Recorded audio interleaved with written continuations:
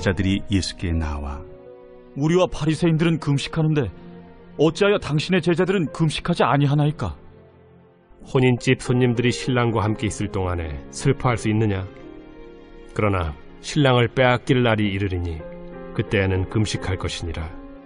생배 조각을 낡은 옷에 붙이는 자가 없나니 이는 기운 것이 그 옷을 당기어 헤어짐이 더하게 되며, 새 포도주를 낡은 가죽 부대에 넣지 아니하나니 그렇게 하면 부대가 터져 포도주도 쏟아지고 부대도 버리게 됨이라. 새 포도주는 새 부대에 넣어야 둘이 다 보존되느니라. 예수께서 이 말씀을 하실 때에 한 관리가 와서 절하며 이르되 내 딸이 방금 죽었사오나 오셔서 그 몸에 손을 얹어주소서. 그러면 살아나겠나이다. 예수께서 일어나 따라가시매 제자들도 가더니 12해 동안이나 혈루증으로 앓는 여자가 예수의 뒤로 와서 그 겉옷가를 만지니 이는 제 마음에 그 겉옷만 만져도 구원을 받겠다. 예수께서 돌이켜 그를 보시며 이르시되 딸아, 안심하라. 내 믿음이 너를 구원하였다 하시니 여자가 그 즉시 구원을 받으니라. 예수께서 그 관리의 집에 가사 피리 부는 자들과 떠드는 무리를 보시고 물러가라. 이 소녀가 죽은 것이 아니라 잔다 하시니 그들이 비웃더라. 무리를 내보낸 후에 예수께서 들어가사 소녀의 손을 잡으심에 일어나는지라. 그 소문이 그 온 땅에 퍼지더라. 안녕하세요. 2월 2일 행복한 아침 묵상으로 인사드립니다. 세종에서 천안으로 이사를 오면서 이것저것 많이 달라졌습니다. 그 대표적인 것이 아파트 관리에 대한 부분들이 달라졌는데, 쓰레기를 버리는 방법도 달라졌습니다. 세종에서는 크린넷을 사용을 해서 항상 그 기계 안에 모든 쓰레기를 다 버렸는데, 이곳에서는 한 군데 모아놓고 있더라고요. 작은 것이지만 하나, 둘, 여러 가지가 바뀌어 있는 것을 볼 수 있습니다. 아무리 이전에 있던 시스템들이 좋다 하더라도 제가 이곳에 이사 온 이상 저는 이곳에서 새로운 방법에 익숙해져야 되고 또 그것에 맞춰 가야 합니다. 우리가 삶을 살아가면서 새로운 도전을 하지 못하고 새로운 삶을 살지 못하는 결정적인 이유는 무엇이냐면 이전에 살던 삶의 방식이 익숙하기 때문입니다. 우리들의 삶의 새로운 도전과 새로운 은혜를 누리기 위해서는 우리들의 삶에 익숙한 것과의 결별을 시작해야 합니다. 오늘 본문이 바로 그러한 말씀입니다. 바리새인들은 예수님의 제자들을 향하여 이렇게 말씀하고 있습니다.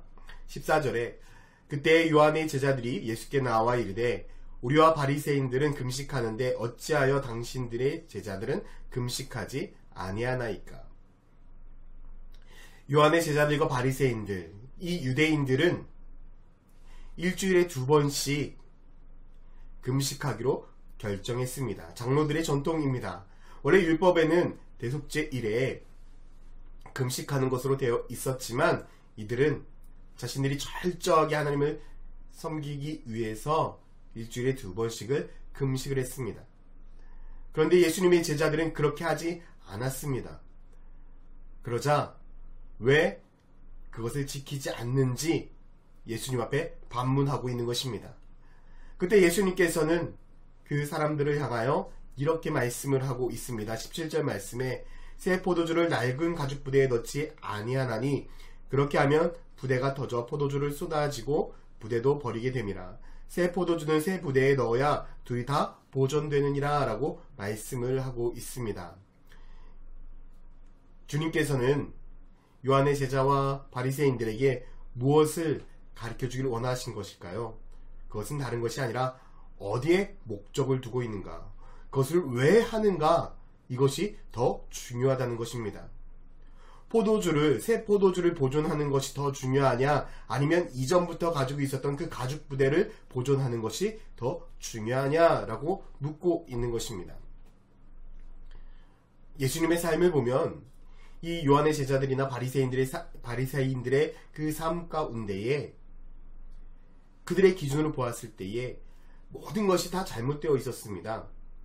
이 말씀을 하신 이후에도 보면 회당장이었던 야이로가 자기의 딸이 죽어간다라는 그 이야기를 하고 와서 고쳐달라고 말합니다. 그때 예수님은 그 소녀를 고치러 가죠. 근데 그 가는 과정 가운데 누구를 만납니까?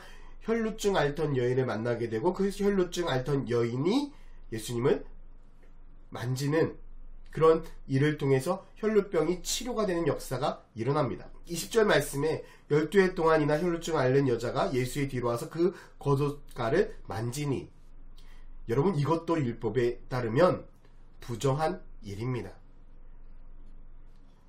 예수님은 의도치 않게 부정한 일을 저지른 것이죠. 그리고 25절 말씀에도 보면 무리를 내보낸 후에 예수께 들어가 소녀의 손을 잡으며 일어나는지라. 분명 소녀는 다른 사람들이 보기에 다 죽어있다라고 말했습니다. 숨이 멈추었습니다. 시신을 만진다는 것 또한 부정적인 것이죠. 예수님은 계속해서 율법에 어긋나는 일을 했습니다. 그런데 예수님께서 새 포도주는 새 부대에 넣으라고 말씀하시면서 계속해서 이러한 일들을 보여주신 것은 다른 것이 아닙니다. 우리들의 인생에 새로운 축복을 누리고 새로운 은혜를 누리기 위해선 지금까지 내가 가지고 있었던 익숙한 기준을 내려놓아야만이 하나님께서 우리들에게 세워주시는 새로운 은혜, 새로운 축복을 누릴 수 있습니다. 제가 천안침례교회에 와서 2021년 표어를 다시 꿈꾸자라고 말씀을 드렸습니다. 다시 꿈꾸자라는 것은 이전에 우리가 부흥했던 그 시대를 다시금 꿈꾸자라는 것을 말하는 것이 아닙니다. 하나님께서 우리들에게 주실 새로운 축복, 새로운 은혜, 새로운 부흥을 꿈꾸자라는 것입니다. 이전의 부흥과 이전의 축복은 우리가 새롭게 나아가야 될 은혜의 디딤돌입니다. 때로는 많은 교회가 새로운 부흥과 새로운 축복으로 나가지 못한 이유가 무엇입니까? 이전의 부흥과 이전의 축복이 걸림돌이 되기 때문입니다.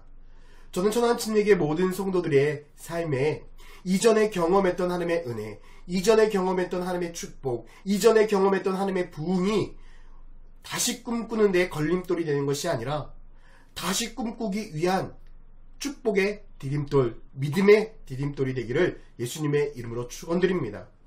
주님은 우리들에게 말씀하십니다. 새로운 축복은 새로운 시작이다.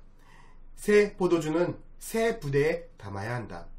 하나님은 오늘 우리들의 마음을 새롭게 하고 하나님께서 우리들에게 주실 새로운 축복을 기대하라고 말씀하고 있습니다. 오늘 하루도 그러한 마음으로 하나님께서 주실 놀라운 은혜를 기대하며 살아가는 저와 여러분들이 되시기를 예수님의 이름으로 축원드립니다. 기도하겠습니다.